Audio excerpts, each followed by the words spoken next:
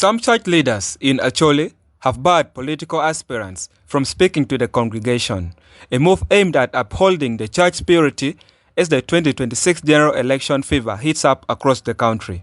When I'm preaching, where I am working at the cathedral, I've never given them, especially during this period, I've never given them podium to come and greet the congregation. They are there.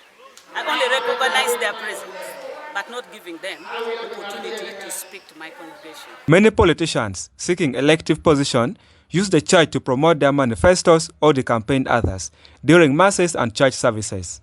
Some even offer money, though some church leaders say receiving the money is not a problem. Money is not sin, by the way. Every organization can be run well with money. So if they are bringing money to support the work of the church, there is nothing wrong with that.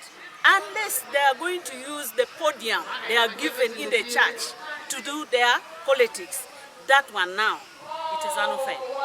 It is not a good thing. And in our church, we don't do it. Reverend Canon Lucy Opok, the vicar of St. Philip's Cathedral under the Church of Uganda, said on Friday that the church should maintain its political neutrality, urging church leaders to uphold their integrity. Member of NUP, I am a member of NRM. All of these people, they are all my children.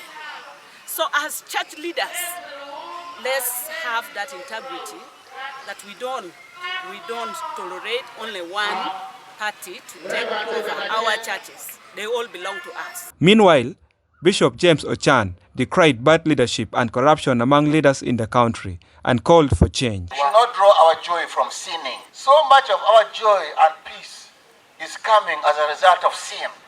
People who have developed pot bellies because of eating corrupt, getting money in the wrong way, and their bellies, my friends.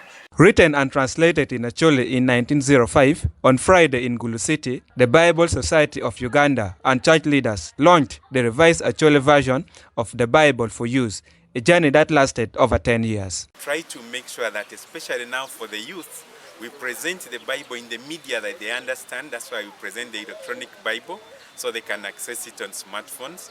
Then for the blind, they have been neglected for long. Even many parents sometimes think the blind people are not children like others. So we have decided to make sure that they can hear God's love letter to them in the media they understand, which is Braille. And then we also make sure we produce audio scriptures. For those who are very busy and they cannot read the Bible all the time, for those who are in prison and they cannot access the time to read the Bible, we provide them proclaimers. They are like radios, so they can play the Bible in a group of 8, and then they can share the message as a team, and they meditate together as a team.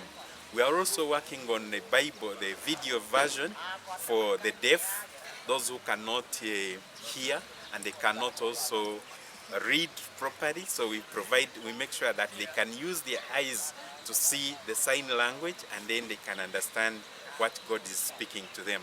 So all in all, we want to make sure that all the children of God can hear God's message spoken to them in a language they understand best.